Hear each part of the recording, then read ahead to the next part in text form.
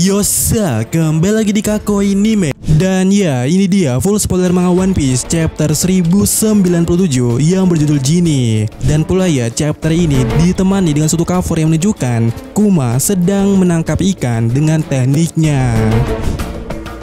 Oke, di halaman pertama kita masih berada di suatu flashback Kuma, dan pada panel pertama timelinenya menunjukkan 8 tahun setelah insiden God Valley, atau dengan kata lainnya 30 tahun yang lalu. Dimana di sana Kuma yang berusia 17 tahun menjadi pendeta, dan dia pula selalu memiliki aktivitas menyembuhkan para lansia miskin di sana dengan teknik buah iblisnya, yaitu teknik menghilangkan rasa sakit pada tubuh targetnya, dan karena itu ya orang-orang menyebutnya sebagai si tangan ajaib. Kemudian di halaman berikutnya kita melihat seseorang Genie yang berusia 21 tahun menjadi remaja putri yang sangat baik. Dia sangat cantik dan wow, yang di sana ya dia terlihat kesal atau semacamnya dengan menegur para lansia di sana yang berobat kepada Kuma yang ingin menginap di gerejanya Kuma. Dan tentu saja di saat Genie emosi, di sana pula ada Kuma yang merasa tidak apa-apa sambil tersenyum. Lalu pula sepertinya pula ya Genie ini populer di kalangan laki-laki.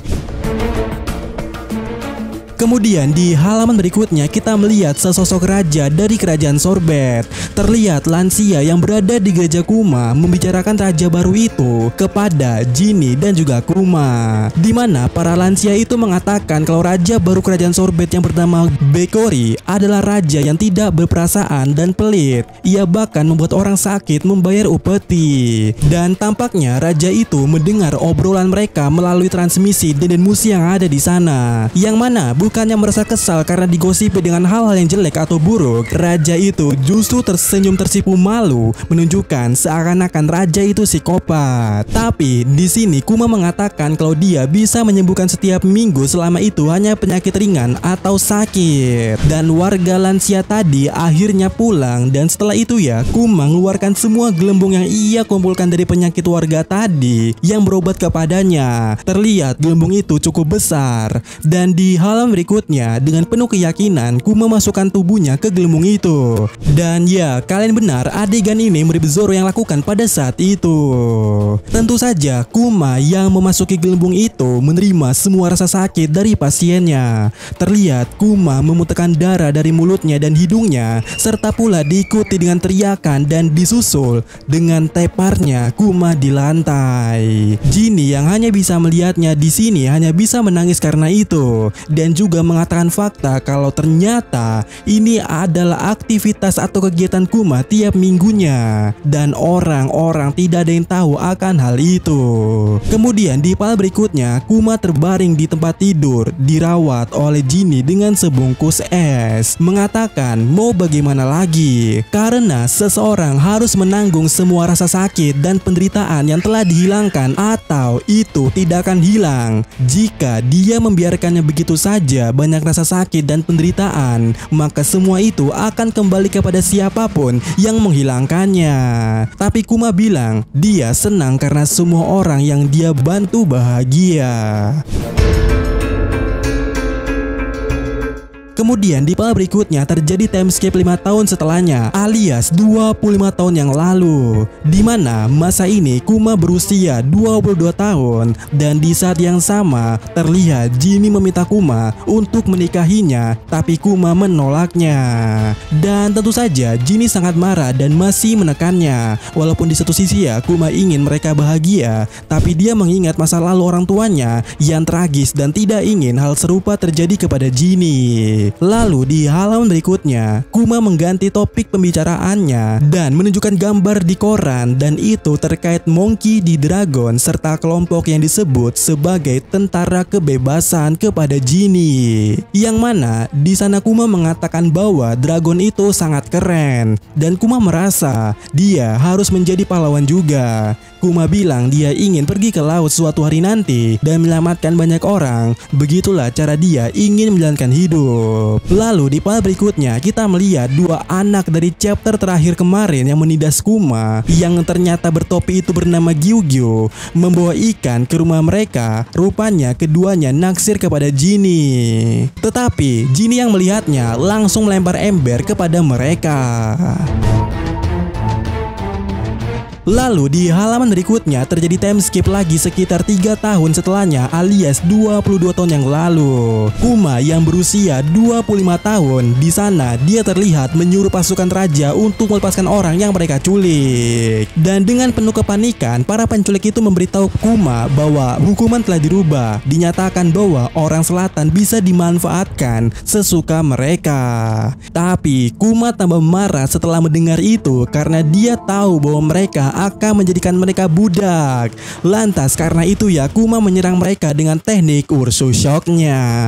Sementara di panel berikutnya kita melihat Raja brengsek tadi di sana. Raja itu menjelaskan bahwa kerajaan Sorbet akan dibagi menjadi 2 bagian. Bagian utara timur akan menjadi kerajaan Sorbet yang sebenarnya, sementara bagian selatan adalah tempat tinggal orang-orang tua yang hidup yang tidak mampu membayar upeti, dan raja menyebutnya sebagai rintangan.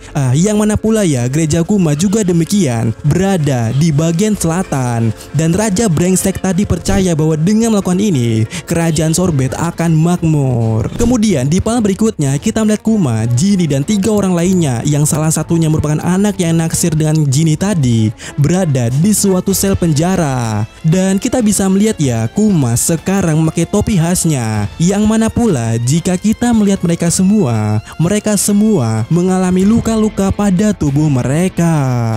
Kemudian di halaman berikutnya tiba-tiba terjadi ledakan di pusat kota, dan ternyata itu merupakan Freedom Army atau pasukan pembebasan yang tiba di pulau itu. Dan mereka menyerang kerajaan Sorbet serta menggulingkan raja brengsek tadi. Dan di halaman berikutnya Dragon dan Ivankov muncul untuk menyelamatkan Jinny dan juga Kuma. Dan terlihat di sana Ivankov berkata, "Oi Kuma, kalau kau masih orang yang sama seperti dulu, ayo pergi dan ubah dunia." Tentu saja Kuma dan Jinny cukup kaget mendengarnya. Kemudian di panel berikutnya terlihat narator box berkata, tentara kebebasan yang muncul bersama dengan era bajak laut dan juga tragedi Ohara dipimpin oleh 2 pilar, Dragon dan juga Ivankov, dengan tambahan Kuma itu menjelma menjadi tentara revolusioner yang bergema di seluruh dunia. Dan selain Kuma, tentu saja Jinny ikut bersama mereka. Lanjut di halaman berikutnya, Dragon mengatakan bahwa mereka masih kekurangan dana. Dia ingin pasukan revolusioner membantu pemberontakan menghadapi sebuah negara yang ingin digulingkan. Dia juga ingin melatih anggota baru dalam penanganan senjata yang benar dan mengajari mereka cara bertarung. Dan di sini Dragon mengatakan dia adalah seorang marinir dahulunya. Dia bilang dia tidak menemukan keadilan di sana. Tapi Kuma mengatakan kemudiannya dia akan mengikuti Dragon. Dan Dragon pun mengatakan dia tidak akan membuatnya menyesal kalau Kuma telah berkeputusan seperti itu. Dan kita melihat Kuma kembali ke gerejanya dan disambut warga setempat. Kemudian di halaman berikutnya, di mana halaman terakhir pada chapter kali ini terjadi time skip lagi, yaitu 8 tahun setelahnya, alias 14 tahun yang lalu, di sebuah kerajaan tertentu. Dan kita bisa melihat Jinny di sana bersama pasukan revo lainnya. Terlihat Jinny sekarang adalah komandan Angkatan Darat Timur. Dia sangat senang karena mereka akan bergabung dengan pasukan Kuma keesokan harinya. Tetapi tiba-tiba di markas besar tentara revolusioner Baltiko, seseorang melaporkan kepada Dragon bahwa Jinny telah diculik. Dan kata-kata orang yang melaporkannya itu ya, bahwa ternyata ada musuh tak terduga. Dan ya, siapa musuh tak terduga itu? Yang mana chapter kali ini ditutup dengan komentar editor yang berkata, berita yang meresahkan. Dan apa ya, minggu depan tidak libur.